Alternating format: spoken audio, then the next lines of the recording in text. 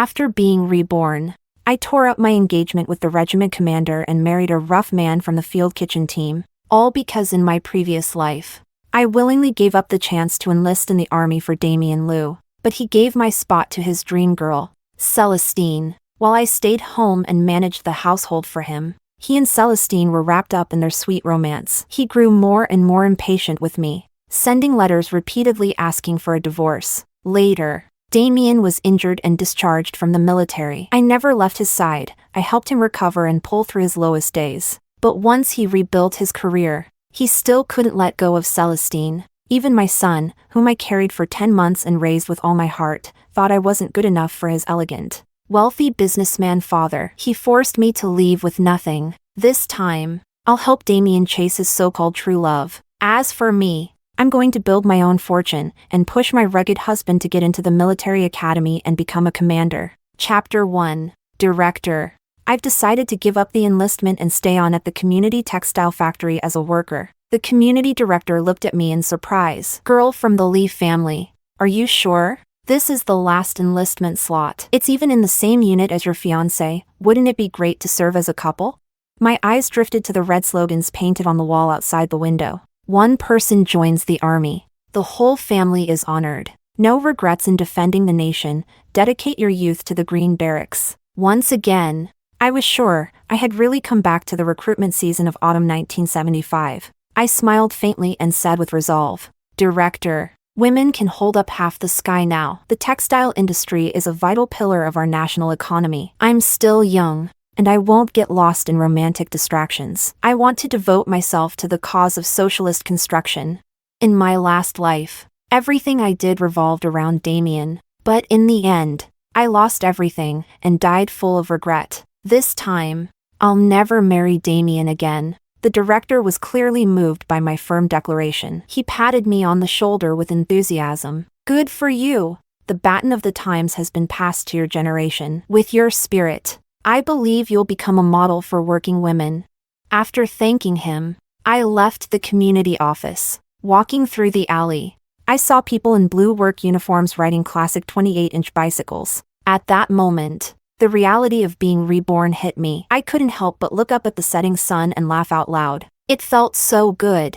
Everything can still change. This life, I'll live for myself and make it something brilliant. Chapter 2. As soon as I got home, the rich aroma of stewed chicken hit my nose and instantly jolted my soul awake. Following the memories of my past life, I looked up. Under the dim yellow light in the living room, I saw him again, Damian, 40 years younger, sitting on the sofa. Just as I remembered, young Damian had deep-set eyes, sharp features, and carried an aura of cold detachment. Even a casual glance from him could make my heart flutter and my cheeks flush. But a man like him had never loved me. He was the youngest regiment commander in the southern military region, with a limitless future ahead of him, and I was just an ordinary textile factory worker. If my grandfather hadn't saved Grandpa Lu when he was in trouble during his youth, there would have been no engagement between Damian and me. Seeing me lost in thought, Damian frowned slightly and handed me a piece of paper. Jenny, I got our marriage request back from the political officer. He hesitated, but before he could say more, his mother cut in sharply. You two should put the wedding on hold for now. Damian's career is just taking off. Young people shouldn't get tangled in love. They should dedicate their energy to strengthening our national defense and maintaining peace. My father frowned. You're not wrong, in-law, but our Jenny is preparing to enlist too. Wouldn't it be ideal if the two of them served together after marriage? He spoke with heartfelt concern on my behalf. The army's no place for comfort. If she goes, she'll only distract Damian. Are you trying to make Jenny the stumbling block in Damian's promising path? You can't possibly expect Damian to take care of Jenny for life just because the Lu family owes yours a favor. Can you? Mrs. Lu looked at me like I was garbage. The Lu family came from a long line of military officers. With their elite background, they had always looked down on me. They'd never been truly happy with the engagement. But because of that old life-saving debt, they couldn't openly break off the marriage, so they dragged it out until now. The marriage application Damian was holding was one he'd only submitted under pressure from Grandpa Lu. Meanwhile, on my side, my parents bent over backwards to please Damian. They catered to his preferences. placed his wishes above all, and acted overly cautious in everything, as if one wrong move might make him unhappy. Such a one-sided relationship? I'd rather be alone. Just as Damian narrowed his eyes and seemed ready to say more, I spoke first. I think Auntie Lu is right. Marriage is a big deal. It shouldn't be rushed. He hadn't expected that. His eyes widened in disbelief. His lips parted like he wanted to speak, but no words came. His brows furrowed involuntarily. Chapter 3. In my past life. Damian laid the retrieved marriage report in front of me. I cried my heart out, begging him. Only then did he reluctantly agree if I stayed home to do housework and serve his parents. He'd try convincing them to approve the marriage. I agreed, giving up my enlistment dream without hesitation, but he gave the last open enlistment spot to his beloved Celestine. After we got married, Damian's entire regiment was transferred to the south. He refused to let me follow, leaving me behind in the north. I didn't complain. I stayed home and handled everything with joy and care. But in Damian's eyes, my hard work and humility were vulgar. My warmth and generosity became crude and tacky. His heart was entirely taken by Celestine from the army's art troop. He grew colder and more disgusted with me over time. He wrote again and again, asking for a divorce. Later, during a training exercise, Damian jumped on a landmine to save Celestine. His legs were destroyed, his future uncertain. Proud as he was, Damian refused to become a burden to the state. He gave up the chance to transfer into a desk job and was discharged. Celestine quickly turned around and accepted the courtship of the general's son. Damian, devastated, fell into a deep depression, but I didn't abandon him. I studied acupuncture on my own and stayed by his side, helping him recover. In the late 1980s, riding the wave of China's economic reforms, Damian went into business. He became wildly successful. I thought I had finally made it through the storm, until one day,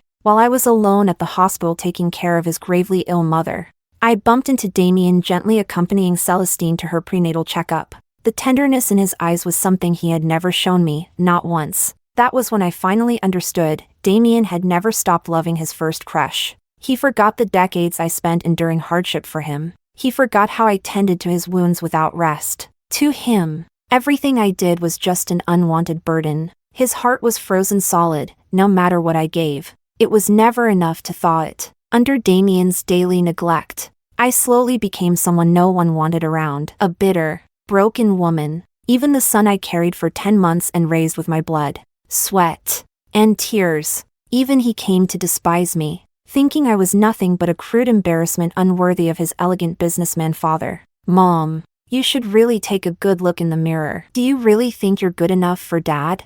Auntie Celestine and Dad are the real match made in heaven. It's because you guilt-tripped Dad with your family's old favor and clung to the title of Mrs. Lu for all these years that he and Auntie Celestine couldn't be together. When he got married, he didn't even invite me, his own mother. Instead, Celestine, the other woman, sat beside him on the stage, in the seat meant for his mother. That betrayal from my own son was the final straw. I had shielded him from storms, given him everything, but in the end, his selfishness and coldness sliced my heart into pieces like a sharp blade. I was full of hatred.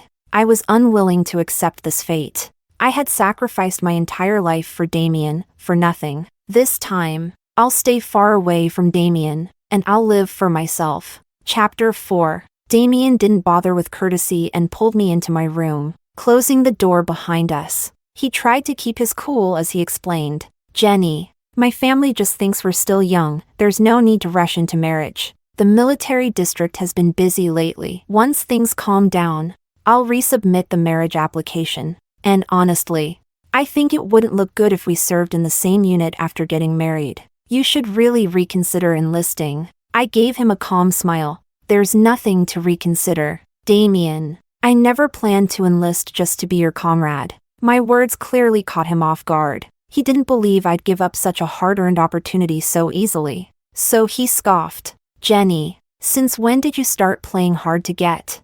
I just think enlisting in the army is a serious matter. The military isn't the place for romance. He made it sound noble, but his actions said otherwise. In my past life, he used our engagement to pressure me into giving up my spot and handed it over to Celestine instead. And now, once again, Every reason he gave was just another excuse to keep me from joining the army. In the end, wasn't it just about making room for his goddess? I was about to tell Damian I wanted to break off the engagement, but a loud knock interrupted us. Mrs. Lu's voice came through the door. Damian, it's getting late. We should be going. Didn't you say you promised to help Celestine fix her radio today? Just like that, our serious conversation was cut short. Damian barely managed a "we'll talk later" before leaving without a backward glance. I watched his figure disappear down the path. I knew there was no way he'd be coming back tonight. My parents had killed the chicken we'd been saving for the new year just to host him properly. My father got up at dawn to sweep the yard spotless and even rinse the stone steps with clean water. My mother had been spinning like a top, wiping the square wooden table over and over, finally covering it with the precious floral cloth she usually couldn't bear to use. The windows were polished to a shine with old newspaper. Even the portrait of our nation's leader had been gently dusted. But despite all that, Damian didn't stay for dinner. As long as Celestine was around, he could forget about me entirely. Celestine was Damian's high school classmate. Beautiful, graceful, a singer and dancer. She was the goddess he idolized. Because of some leftover political issues from the past, she'd never been allowed to join the army.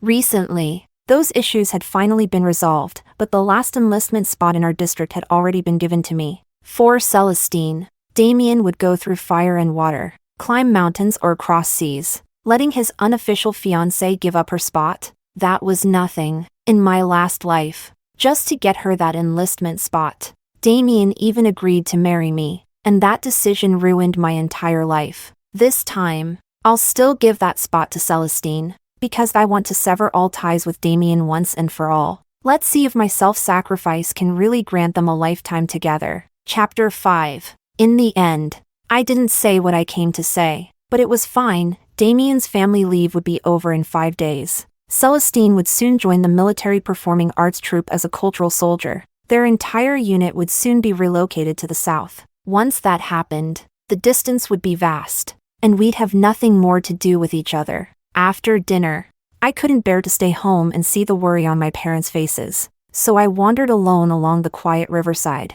trying to calm my heart after being reborn. Before I knew it, I had wandered close to Damian's military base.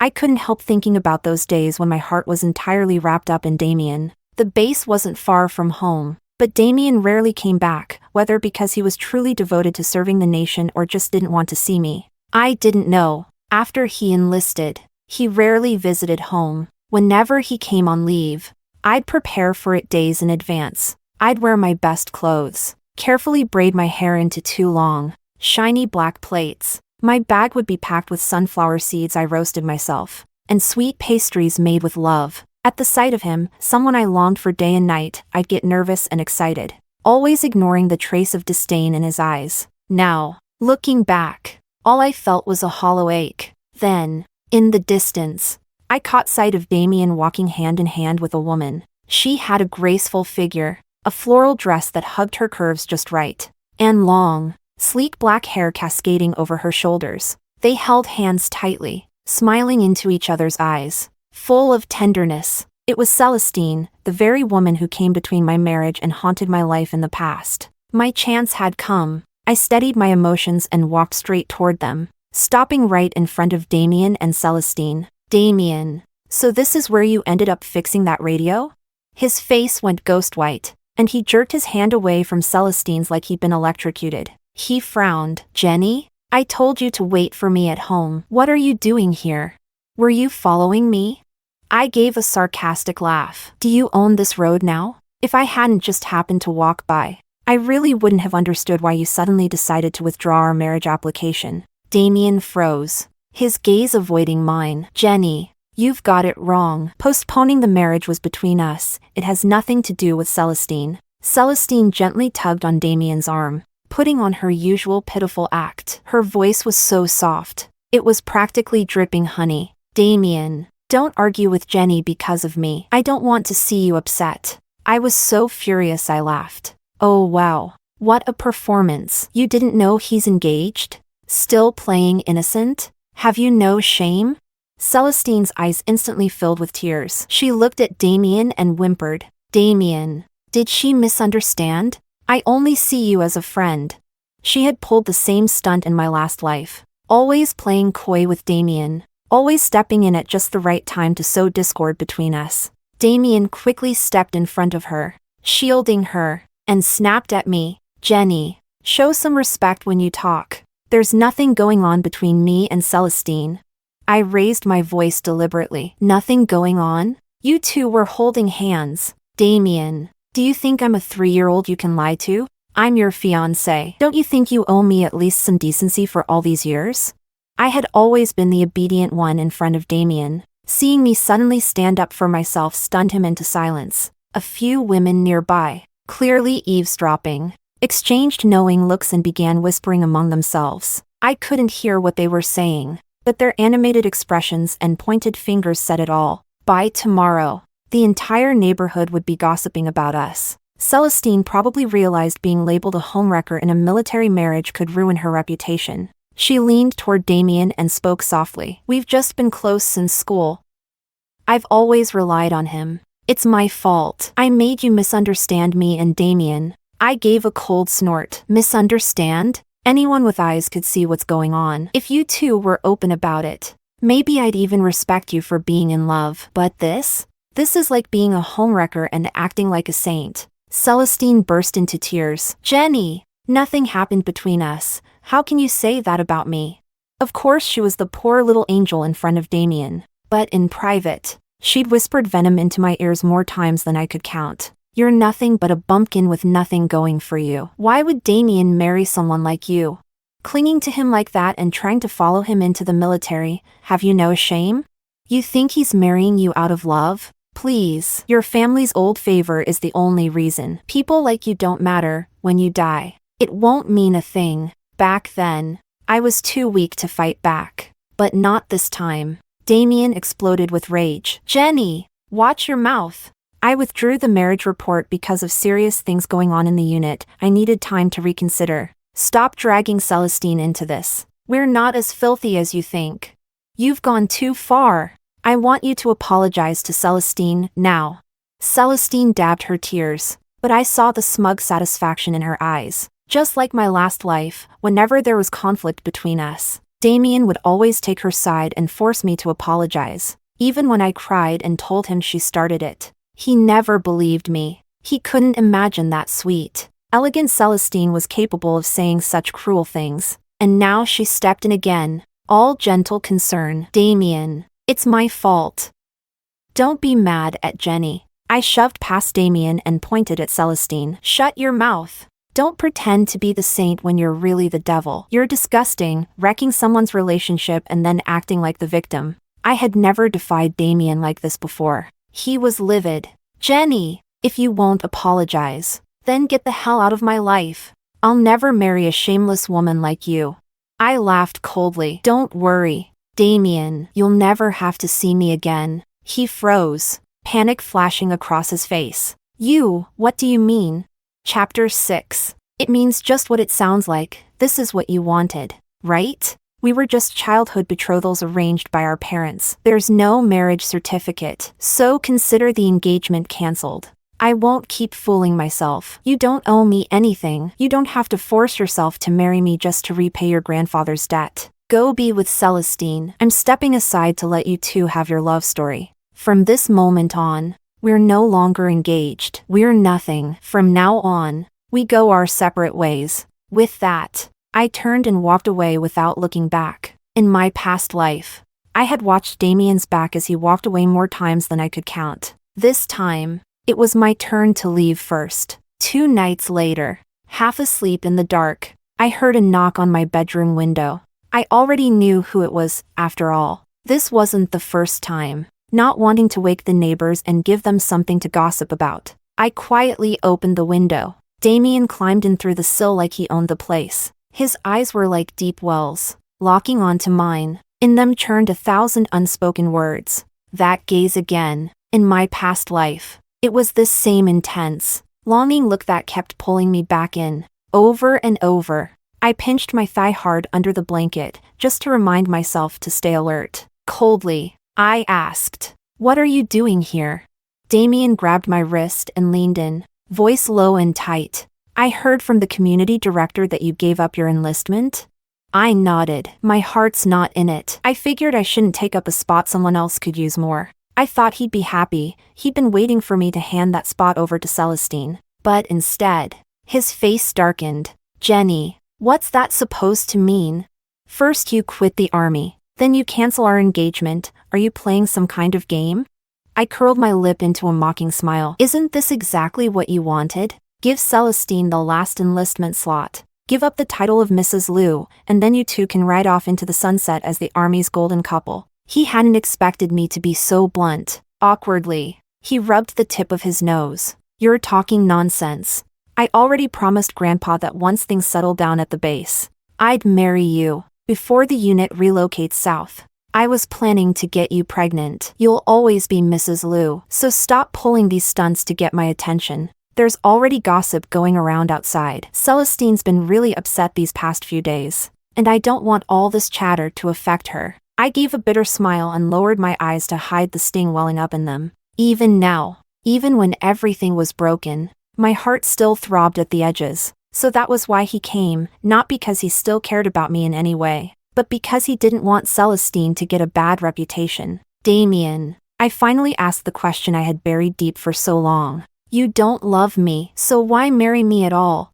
He flinched, his expression faltering for a second. Then he frowned impatiently. Love or not, it was a decision made long ago, an arrangement by our families. It's not something I got to choose. I was quiet for a moment before I spoke again, voice slow and steady. Damian, chasing after someone like you is exhausting. I don't want to keep doing it. All these years, I assumed we'd end up together, but clearly, that was just wishful thinking on my part. He didn't respond, lips pressed tightly together. I took a deep breath. You should go. Don't come looking for me again. Let's just live our own lives. The room fell into a heavy silence. Then I heard Damian give a short, scornful laugh. Fine, so be it. I just hope you don't regret what you said tonight. And with that, he climbed back out the way he came and slammed the window shut behind him. But his departure didn't stir anything in me. I switched off the lamp and lay back down to fall asleep. If not for that engagement, someone like me and someone like Damian, so high above the rest, we never would have crossed paths. I wouldn't fool myself into thinking he ever truly cared. Even if there had been desire between us, it was nothing more than a physical reaction. In my past life, I never had a place in his heart, not even once. And in this life, that hasn't changed. So long as I don't entangle myself with him again, we'll stay strangers from here on out. From now on, I'll put my second chance to good use and make money. The era of reform and opening up is just around the corner. This time, I won't waste my life chasing love. I'll fight for my own future. Chapter 7. After Damian's family leave ended, he returned to the base, and I began arriving at the textile factory before dawn every day, moving between the towering rows of looms, keeping a close eye on every detail of the machines. I didn't allow myself even a moment of sloppiness. I often used my breaks to ask veteran workers for advice and refine my technique. Neighbors and co-workers whispered behind my back, "Has that girl from the Lee family lost her mind? Gave up the chance to be a military officer's wife just to be a factory worker. Her poor parents must be furious. Even the best workers just a senior technician. How's that more honorable than being the wife of a regiment commander?" But they hadn't been reborn. Of course they couldn't see what I could see. They didn't know that after 1984, China would begin cutting back on state-planned production quotas. By the mid to late 1980s, our country would become the world's leading textile power. The vitality of the non-state economy would be unleashed. Right now, the average consumer's fashion sense was still quite limited. Materials, styles, and colors were all pretty plain. But in the future, the textile industry wouldn't just meet basic clothing needs. It would have to meet demand for personalization, fashion, function, and so much more. I was going to spend a few years here, learning every skill I could. I planned to ride the wave of my country's booming development, and with the advantage of knowing the future, I believed I could succeed, start my own business, and chase my dreams. Chapter 8. That morning, on my way to work, I was walking along the moat when a sudden grunting sound shattered the stillness. I looked around and saw a massive black pig had just leapt off the back of a military pickup truck delivering supplies. It bolted, heading straight for me. Panicked, I turned and ran. The pig gave chase, relentless, and right behind it was a young soldier who had jumped down from the truck in pursuit. So now it was me running, a pig chasing me, and a soldier chasing the pig. Quite the scene. We raced along the riverside until my foot slipped, and with a loud splash, I fell into the river. The icy water soaked me to the bone. I thrashed, helpless, sadness rising in my chest. Had I really come back from the dead, just to die again at the hooves of a rampaging pig? Filthy water rushed into my nose, ears, and mouth. Tears stung my eyes, only to be washed away by the muddy current. Is this really how fate plays its hand? I flailed wildly in the water, but my hands only grabbed slippery weeds. Just then, the soldier chasing the pig saw me fall in. Without hesitation, he dove into the river. In just a few strokes, he reached me, strong arms wrapped around my waist, pulling me toward the shore. By the time I got out, I was a complete mess. My clothes clung to my body, revealing every curve of my chest. The young soldier quickly peeled off his own soaked uniform jacket, wrung it out, and handed it to me, signaling for me to cover myself. Scratching his head awkwardly, he turned away and stammered, "Sorry, comrade, that pig's got no manners. I didn't mean to scare you." But when I saw his face clearly, I froze. Something stirred inside me, a strange, complicated feeling. Over 40 years ago, in my last life, I had met him once. It was after Damian and I married. When he started to resent me more and more, he wrote home to demand a divorce. Desperate and heartbroken, I packed a small bag, took 3 connecting buses, and traveled for 3 grueling days to his base in the south. But Damian refused to see me. Instead, he sent someone to deliver a note. "This marriage just isn't working. We see the world too differently. It's better for both of us if we end it and find peace separately." I never even saw his face. Cold and starving, I collapsed by a rice field near the base. That's when the same young man, simple and honest, just happened to pass by. He gave me 2 steamed buns, then helped me find a local guest house that didn't require an introduction letter. Later, I found out his name was Lucas, a cook in Damian's unit. He was smart, hardworking, but poor. After finishing middle school, he joined the army, and now, in this life, we'd crossed paths again. How could this not be fate? A strange warmth bloomed in my chest, an inexplicable sense of connection. I bit my pale, shivering lip on purpose and said, "You really don't watch your pigs very well. You think today's little accident can be brushed off that easy?" Lucas scratched his head, clearly embarrassed. "It's my fault. I'll make sure this pig gets a proper scolding. I'm sorry you had to go through that." But, I looked at him pointedly. "You saw my body. What are you gonna do about that?" Lucas stiffened, his hands nervously twisting the hem of his shirt. His voice was barely a whisper. I didn't mean to. You can decide what to do. I'll do whatever you say." I huffed dramatically. "A girl's reputation matters. You know? If people start gossiping, calling me shameless, how am I supposed to live that down?"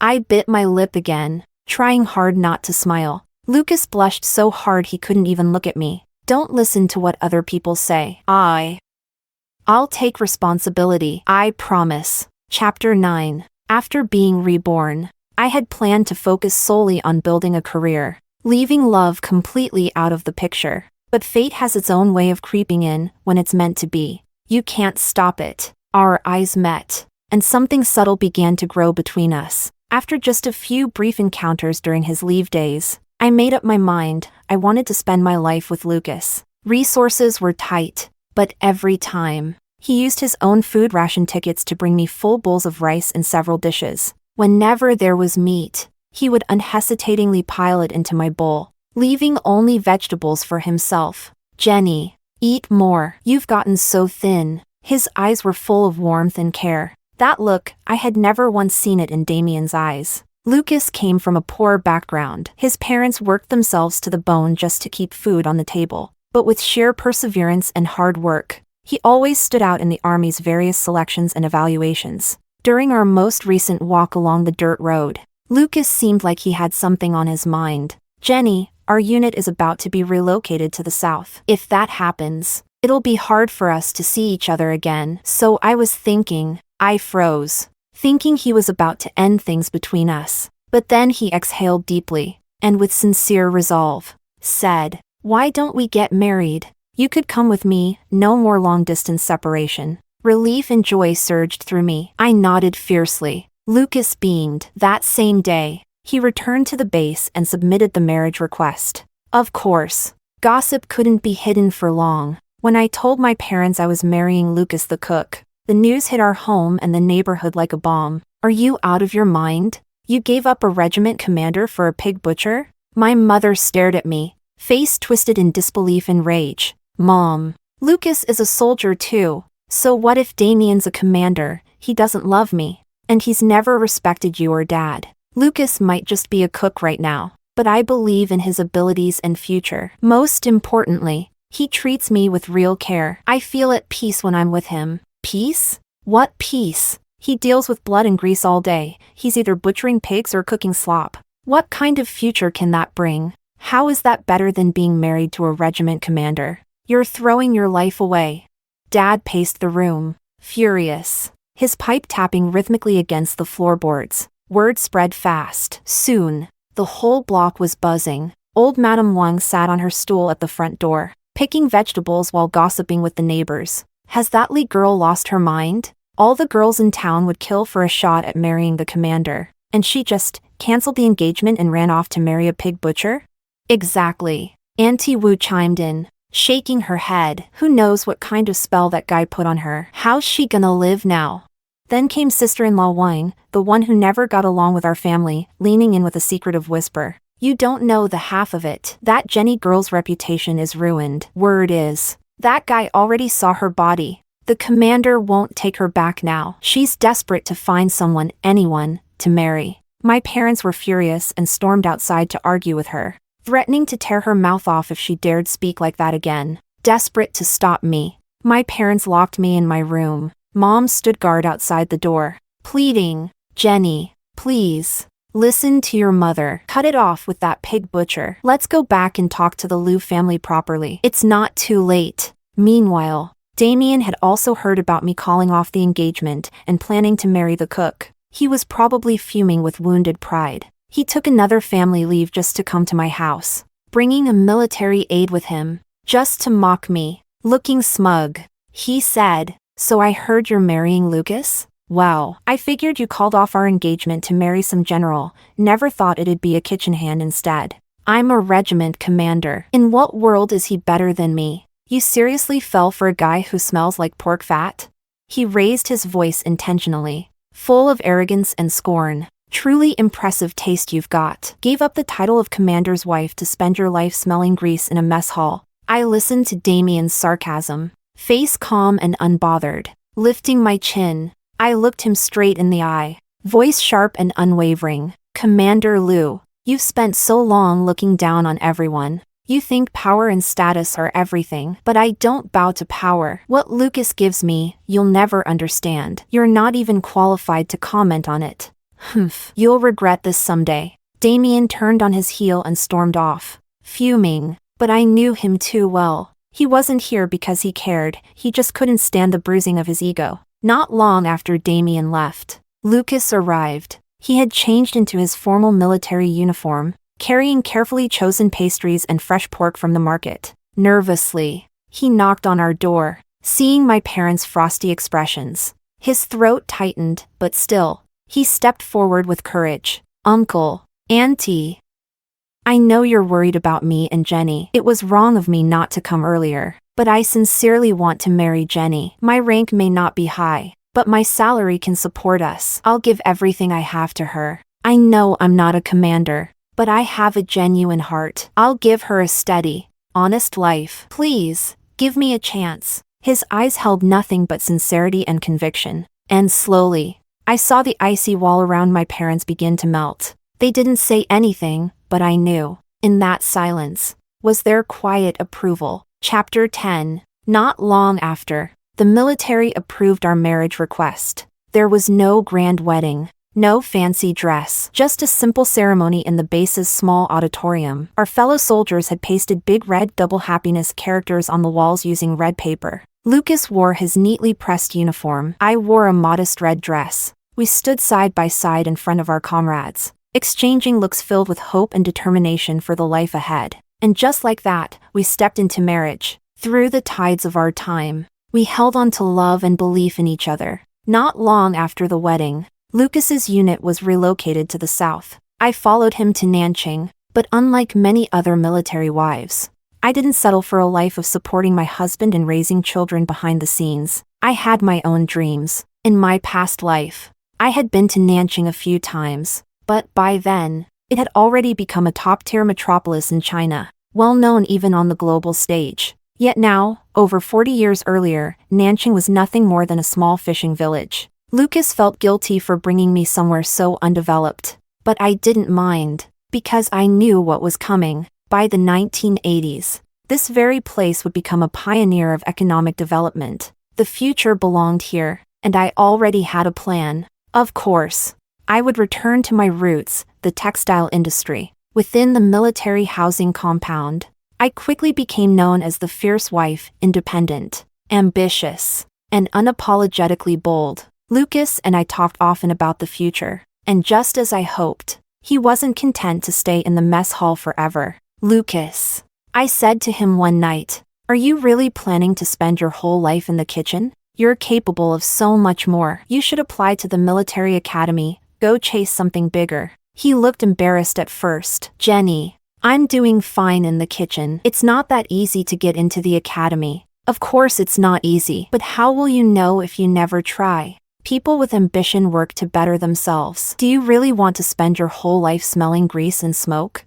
With my constant encouragement, Lucas picked up his textbooks again and started studying hard. And sure enough, he made it into the military academy. While he was studying, I gave birth to our daughter. In an instant, the entire burden of our household and child fell on my shoulders. But this time, I had the kind of love that gives strength instead of draining it. I didn't feel tired. I didn't feel bitter. The 1980s were full of both opportunity and challenge. I didn't dare let myself fall behind. In our tiny one-bedroom apartment, I juggled caring for a baby with planning my own business in my head. All I had was one old sewing machine I had picked up at a second-hand market, but it was my treasure, the vessel of my dreams. By day, I carried our child on my back as I ran around looking for affordable fabric suppliers. By night, I sat down in front of that sewing machine and got to work, cutting, stitching, refining. I studied fashion magazines smuggled in from Hong Kong,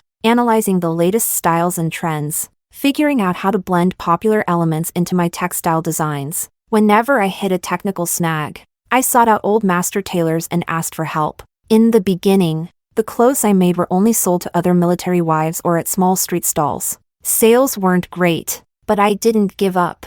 I kept improving my craft and focused on raising the quality of my products. Bit by bit, people started to notice. My clothes stood out with their fresh designs and careful stitching. Orders began rolling in. Eventually, I was able to rent a small workshop and hire a few workers. My little business was taking off. Meanwhile, Lucas graduated from the military academy with flying colors. Like a rocket, he shot up the ranks, armed with solid knowledge from school and a relentless work ethic. He quickly stood out in the army. Starting from the very bottom, he took charge in every mission, always the first to lead, always composed under pressure. Under his command, the troops were disciplined, well-trained, and achieved outstanding results in both training exercises and real missions. His promotions came one after another. Chapter 11. Years later, during a military community event, I unexpectedly ran into Celestine, once dazzling, now just another face in the crowd. She glanced at me but wouldn't even meet my gaze. She turned away and quickly disappeared. It was another military wife who quietly filled me in on what had happened all these years. Turns out, Damian had injured his leg in an accident a few years back. He received a disability pension from the army and was discharged. Returning to a civilian life, the organization arranged a clerical job for him. But Celestine? She decided he wasn't good enough for her anymore and divorced him. After the divorce, Celestine got involved with a middle-aged military official who had recently lost his wife. The two were quickly rumored to be heading toward marriage. For a while, she thought she had landed a powerful backer. She threw her weight around the performing arts troupe. Arrogant and overbearing, she offended just about everyone. Then, no one knows what happened, but the engagement was called off, and the officer married someone else. After that, Celestine became a complete outsider in the troupe. Never trusted again. As for Damian, who returned to civilian life with a desk job, he didn't last long. Due to gross negligence that caused significant financial losses to the state, he was dismissed. Damian had always been the golden boy, the top of every crowd. He'd never tasted failure before, but the blows kept coming, one after another. Eventually, he broke. He cut ties with all his former comrades and subordinates, disappearing from their lives. The military wife telling me the story let out a sigh. But me? I didn't feel a shred of sympathy. They brought it all on themselves. If anything, I felt it still wasn't enough, not nearly enough. Chapter 12. Time moved into the 21st century. After years of relentless work and determination, my textile factory grew bigger and bigger. Our products weren't just popular locally in Shenzhen, they were selling overseas. With the advantage of knowledge from my previous life, I had seized every opportunity in the market.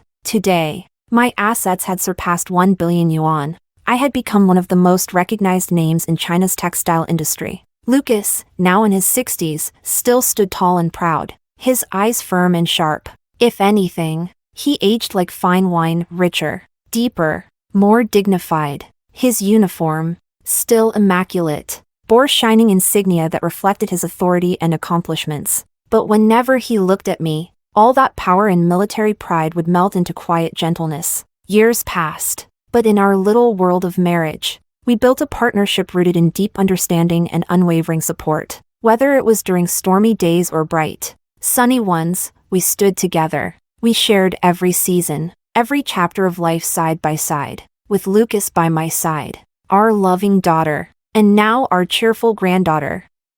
I realized I hadn't thought of Damian in decades, until one day, Lucas and I were driving our granddaughter to the park. At the parking entrance, an old man with a limp hobbled out of the guard booth, shaking as he raised a QR code for us to scan and pay the fee. The moment our eyes met, both Damian and I froze. Lucas had long forgotten I had once been engaged to Damian in my youth, and he could never have imagined that the man standing before us, grimy, hunched, dressed worse than a beggar, was once Regiment Commander Lu. Full of ambition and pride, Lucas said nothing. He simply scanned the code as usual, and the barrier lifted.